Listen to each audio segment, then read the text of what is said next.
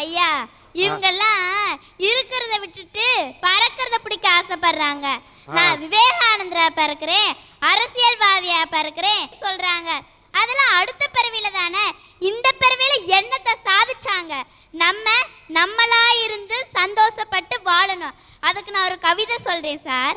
நேற்று என்பது உடைந்த பானை, நாளை என்பது மதிமேல் பூனை, இன்று என்பது கையில் உள்ள வீணை. அந்த வீணை மீட்க தெரியாதனை பத்தி நம்ம எதுக்கு சார் கவலைப்படணும், கஷ்டப்படணும், வேதனைப்படணும்? என்ன பாருங்க, நான் எவ்வளோ அழகா இருக்கேன். நானே இவ்வளோ அழகுனா எங்க அம்மா, எங்க அப்பா, என் தம்பி, ஏங்க சார் நீங்க இங்க இருக்கிற எல்லாரும் எவ்வளோ அழகு சார். நான் அந்த அழகான பூந்தோட்டத்துல நந்தவனத்துல ஜாலியா என்ஜாய் பண்ணிட்டு இருக்கேன் சார். ஐயா இப்ப ரோட்ல ஒரு வாழைப்பழத்தோல் கிடக்குது. மனுஷன் 3 விதமா சிந்திப்பியான். என்னன்னு பாத்தீங்கன்னா, எனக்கு என்னன்னு போறவனு இருக்கிறியான், யாரு வழுக்கி விழுந்துடக்கூடாதுன்னு சொல்லி அதை எடுத்து ஓரமா போடுறவனு இருக்கான்ல சார். எனக்கு தேவை அந்த எடுத்து ஓரமா போடுறவனோட எண்ணம் தான் சார் எனக்கு தேவை. எல்லா விஷயத்திலையும் எல்லாத்துக்கும் அடுத்தவங்களுக்கு உதவி செஞ்சு அவங்க படுற சந்தோஷத்துல நான் சந்தோஷப்பட்டு வாழ்ந்து இப்பிறவியே சாதிச்சு காமிப்பேன் சார், சாதிச்சு காமிப்பேன். சபாஷ். என்ன பாருங்க, நான் எவ்வளவு சின்ன பிள்ளையா இருக்கேன். சொல்லுதா? என்னோட ஃப்ரெண்ட் ஒரு பிள்ளை, சின்ன பிள்ளை தான். அதோட மனசுல என்ன நினைச்சிருக்குன்னு பாருங்க. ஸ்கூல்ல ஒரு பிள்ளைக்கு அம்மா இல்ல, கிழிஞ்ச ட்ரெஸ் தான் ஸ்கூலுக்கு போட்டு வரும். ஸ்கூல் ஃபீஸ் கட்டல, மிஸ் அடிச்சு அதை வெளியில நிக்க வச்சிட்டாங்க.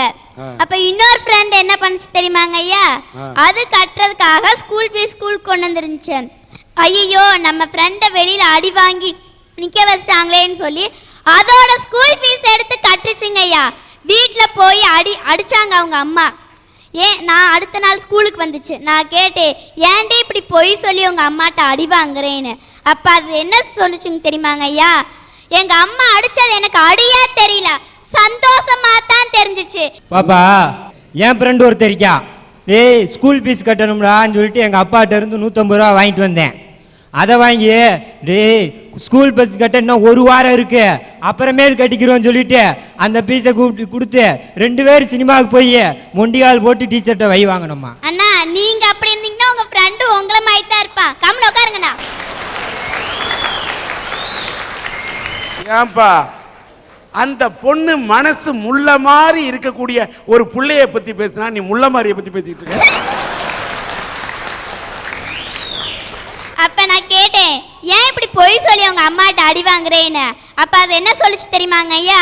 எங்க அம்மா அடிச்சது எனக்கு அடியா தெரியல, சந்தோஷமா தான் தெரிஞ்சிச்சுன்னு சொல்லுச்சுங்க ஐயா. நான் ஒரு ஆள் அடி வாங்கினதை வச்சு அந்த பிள்ளை எவ்வளவு சந்தோஷப்பட்டுச்சா. அப்ப நான் சிந்திச்சேங்க ஐயா, இனிமேல் அடுத்தவங்களுக்கு உதவி செஞ்சு அவங்க படுற சந்தோஷத்துல தான் நம்மளும் வாழணுங்கிறத.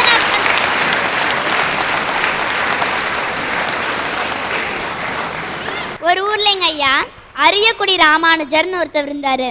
அவரோட குரு அவருக்கு ஒரு மந்திரம் சொல்லி தந்தாரு, சொர்க்க வாசலுக்கு போத. இது நீ உன் மனசுக்குள்ளேயே வச்சுக்கணும்டா, வெளியில யார்ட்டையும் சொல்லக்கூடாது, சொன்னா உன் தலை வெடிச்சிருன்னு சொன்னாரு. அப்படியே நடந்து திருகோஸ்டியூர்னு ஒரு ஊருக்கு போனாரு. அந்த ஊர் கோயில் கோபுரத்து மேல, பெரிய கோயில் கோபுரத்து மேல ஏறி நின்று, ஜனங்களே இங்க வாங்க, சொர்க்க வாசலுக்கு போற மந்திரத்தை நான் உங்களுக்கு சொல்றேன்னு சொன்னாங்க. இவர் சொல்ல போறான்னு தெரிஞ்சோடனே அவரோட குரு அங்கே வந்துட்டாரு. டேய் நான் உனக்கு என்னடா சொன்னேன், இந்த மந்திரத்தை நீ வெளியில சொன்னீனா உன்னோட தலை செதறிரும் நான் சொன்னேன்லடா, அதே மீறி எப்படா நீ சொல்லான்னு அவரோட குரு கேட்டாரு. அதுக்கு அந்த அரியக்குடி ராமானுஜர் என்ன சொன்னார் தெரியுமாங்க ஐயா? நான் ஒரு ஆள் கஷ்டப்பட்டாலும் இத்தனை பேர் சொர்க்க வாசலுக்கு போறாளுங்க ஐயா, அதாங்க ஐயா எனக்கு வேணும்னு சொன்னாருங்க ஐயா.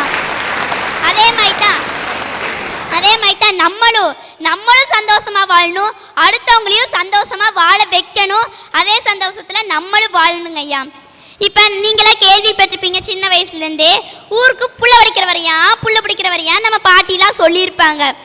அந்த புள்ள பிடிக்கிறவன் என்ன சரியா அந்த குழந்தைய பிடிச்சிட்டு போய் நல்லா சூடு போட்டு நல்லா இருக்கிற குழந்தைகளோட கையை அப்படி மடக்கி ஒரு கட்டை போட்டு விட்டு சிவப்பு கலர் சாயத்தை ஊற்றி விட்டுறியான். அங்க போய் என்ன போய் பழனி ஆண்டவர் கோயில நின்று பிச்சை எடுத்துட்டு வாடா, எனக்கு அந்த காசு தந்துடுறான்னு சொல்லிடுறான். அப்ப நல்லா இருக்கிற குழந்தைகளவே ஊனமாக்கி அந்த குழந்தைகளை உண்மையான ஊனமாக்கிறாங்க ஐயா சில கெட்டவங்க. நான் பிரம்மாட்ட ஒன்று சொல்லிக்கிறேன், இனிமேல் அப்பேற்பட்ட மனிதர்களை உலகத்துல படைக்காதீங்க பிரம்மா.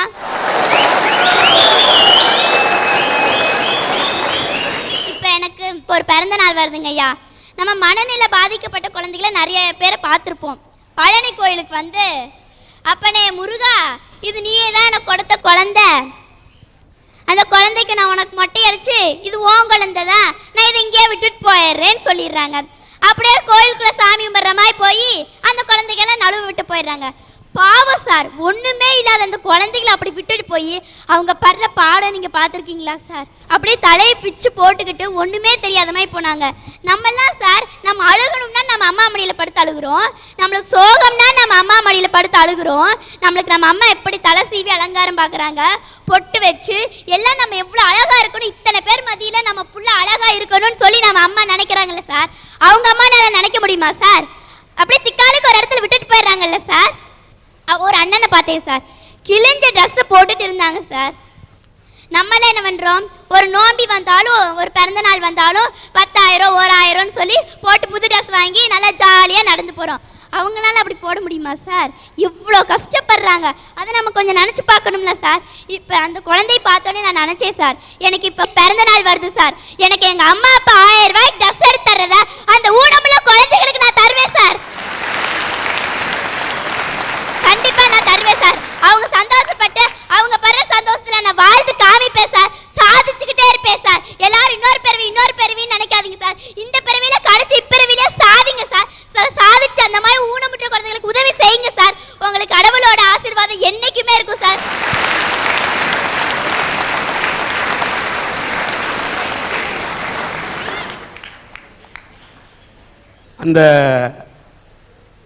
இந்த குழந்தை பேசுனது எனக்கு என்ன முருகனை இறங்கி வந்து பேசுன மாதிரி இருந்தது.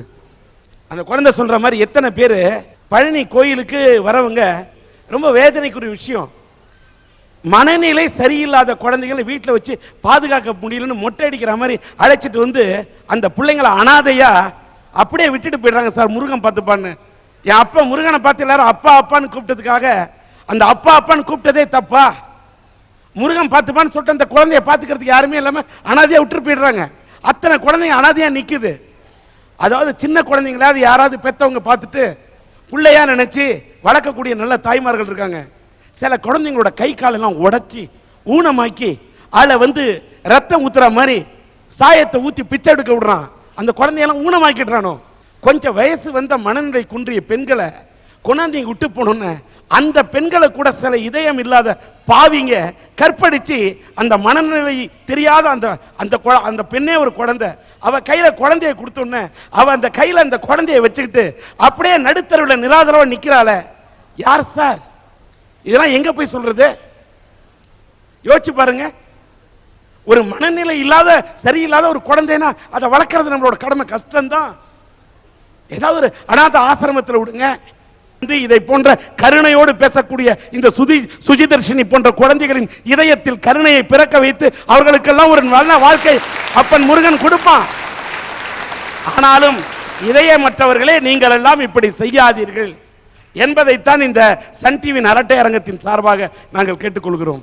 ஒன்ன மாதிரி பொண்ணு உன்னுடைய பிறந்த நாளை கூட நான் கொண்டாட மாட்டேன், அந்த குழந்தைகளுக்கு நீ 1000 ரூபாய் கொடுப்பேன்னு சொன்னதை பார்க்கும் போதாவது பணம் படைத்தவர்கள் இந்த உலகத்தில் பணம் படைத்தவர்களாக பிறந்தால் மட்டும் போதாது, நல்ல மனம் படைத்தவர்களாக இருக்க வேண்டும் என்று இதை போன்று மனநிலை குன்றியவர்களுக்கும் அனாதை குழந்தைகளுக்கும் அவர்கள் அள்ளி வழங்க வேண்டும் என்ற எண்ணத்தை உருவாக்கியதற்காக உன் பிஞ்சு இதயத்தை பார்த்து நீ இருக்கும் திசையை பார்த்து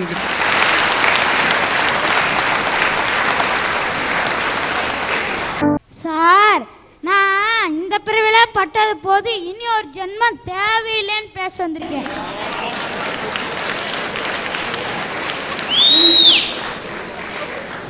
என்னடா இந்த பையன் இதுக்குள்ளே இவ்வளோ கஷ்டப்பட்டானா நீங்கள் கேட்கலாம். நான் எவ்வளவோ அனுபவிச்சிட்டேன் சார். எங்கள் அம்மா ஒரு அடுப்பு கடை வச்சுருக்காங்க, அதில் வருமானம் 10-20 தான். எடுக்கடைனா என்னன்னு தெரியுமா சார்? ஸ்கூலுக்கு முன்னாடியே இந்த மடக்கு கட்டளை போட்டு வைக்கிறது, இந்த முட்டாய் இதெல்லாம் வைக்கிறது தான் சார் எடுக்கடை.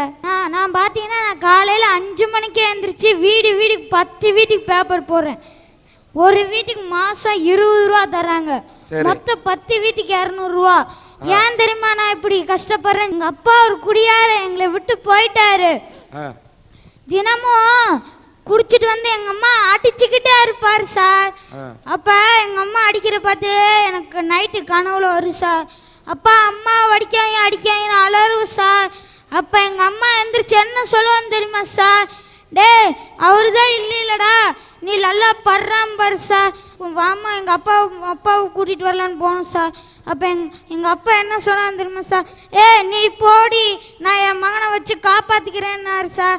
அவர் பாசத்துக்காண்டி சொல்ல சார், இவனை வேலைக்கு அனுப்பி விட்டு அந்த காசில் குடிக்கலான்னு நினச்சார் சார். ஆனால் எங்கள் அம்மா விடலை தெரியும் சார். என்னை கூட்டிகிட்டு வந்தார் சார். கூட்டிட்டு வந்து படிக்க வச்சாங்க சார். அன்னைக்கு நான் 25வது ரேங்க், இன்னைக்கு நான் 5வது ரேங்க் சார். ஏன் தெரியுமா சார்? எங்க அம்மா படுற வறுமையால நான் நல்லா உயிர்னேன் சார். உயிர்னு எங்க அப்பா படிக்கூடாதுன்னு சொன்ன முன்னாடி நான் நல்லா படிப்பேன் சார். படிச்சு காட்டி எங்க அம்மா ஆசை நிறைவேற்று சார்.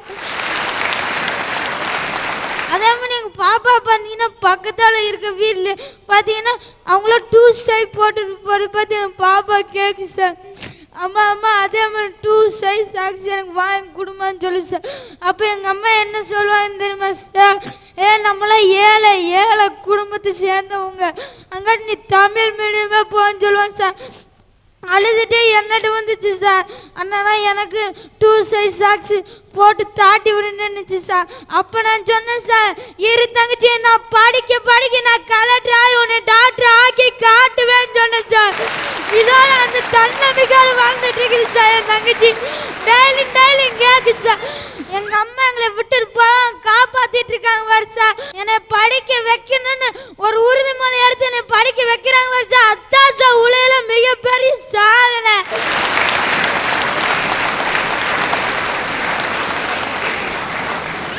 நான் பார்த்தீங்கன்னா காலையில் 5 மணிக்கு எழுந்திரிச்சு பேப்பர் போடுவேன் சார்.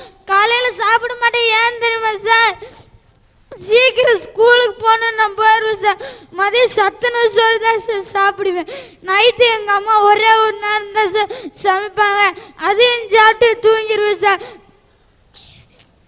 சார் எங்கள் அப்பா விட்டுட்டு போன மாதிரி எங்கள் அம்மா விட்டுட்டு போயிருந்தாங்கன்னா நாங்கள் என்னன்னா அனாதை சார். எங்கள் அப்பா விட்டுட்டு போன மாதிரி எங்கள் அம்மா விட்டுட்டு போயிருந்தாங்கன்னா நாங்கள் என்னன்னா அனாதை சார்.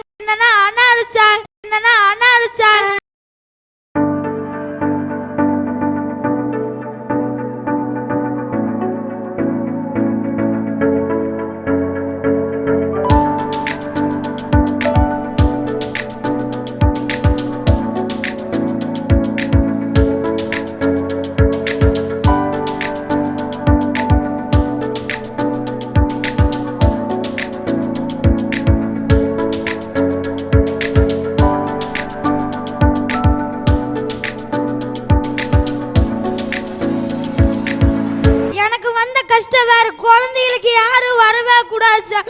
அதனால தான் சொல்றேன் சார், இந்த பிரிவியல் பட்டது போது இனி ஒரு ஜென்மம் தேவையில்லைன்னு சொல்றேன் சார்.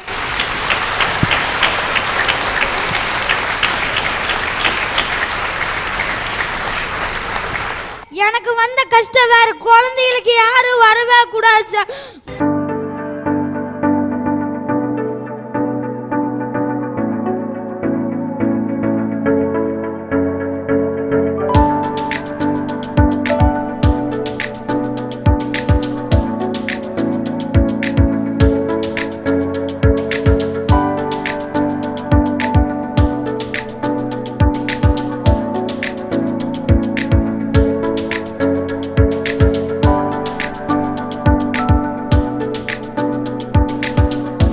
பேர் என்ன? ராம்குமார். ராம்குமார், மனசு உடையவே கூடாது.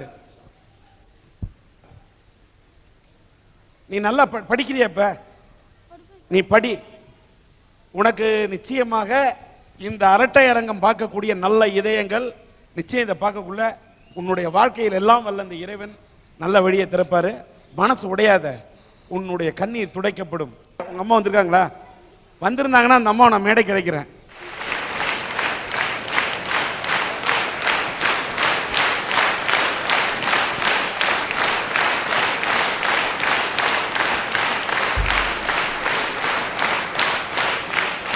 பேர் என்ன?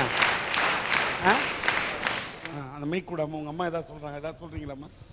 சொல்லுது. சார் இந்த அளவுக்கு நான் இங்கே பேசுகிறேன்னா அதுக்கு தன்னம்பிக்கை என் பையன்தாங்க சார்.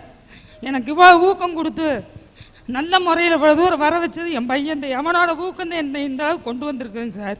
இன்னைக்கு அவன் வீட்டுக்கு பேப்பர் போட்டுக்கிட்டு இருக்கான்னா அது இந்த பொண்ணுக்காகத்தான் சார். என் பொண்ணை பரதநாட்டியம் கற்றுக் கொடுக்க வச்சுக்கிட்டு இருக்காங்க சார். அது நான் சொன்னேங்க சார், எதுக்கு இதெல்லாம் நமக்கு தேவையா, நம்மளே ஏழ்மைப்பட்டுக்கிட்டு இருக்கிறேன், நமக்கு பரதநாட்டியம் அந்த தேவையாப்பா அப்படின்னு சொன்னேங்க சார். அதுக்கு என் பையன் சொன்னான், அம்மா இன்னைக்கு உனக்கு வாட்ச புருஷி மாதிரி நாளைக்கு நம்ம பாப்பாவுக்கு வாட்சிட்டா நம்ம என்ன பண்ண முடியும்? 10 பேருக்கு சொல்லி கொடுத்தா 5000 ரூபாய் சம்பாதிக்கலாம். இன்னைக்கு நீ பொட்டிக்கடை வச்சு காப்பாற்றிக்கிட்டு இருக்கிற, நாளைக்கு அதே நம்ம பாப்பாவுக்கு வரக்கூடாது. இது ஒரு தற்காலிகமாக அதை கற்றுக்கிட்டாவ. என் மகன் இவ்வளோ தூரம் எனக்கு கொண்டு வந்திருக்கான்னு அது இவனோட தன்னம்பிக்கை சார். இவனோட தன்னம்பிக்கை என் பையனை என் பிள்ளைய நல்லா படிக்க வச்சு நான் நல்ல முறையை ஆளாக்கணும்னு நான் ரொம்ப ஆசைப்படுறேங்க சார். சசிகுமார் என்ற இந்த நண்பர் இவர்களுடைய இந்த பையனுடைய படிப்பு குடும்பம் 2000 ரூபாய் நிதியாக கொடுக்குறார். வச்சுங்க, வாங்கி. வேளச்சேரி விஸ்வநாதன் அவர்கள் 3000 ரூபாயை இந்த பையனோட படிப்பு வச்சிருக்காங்க. டெல்லியை சார்ந்த நண்பர் இளங்கோவன் அவர்கள் 2000 ரூபாயை இவர்களுக்கு கொடுக்கிறார்கள்.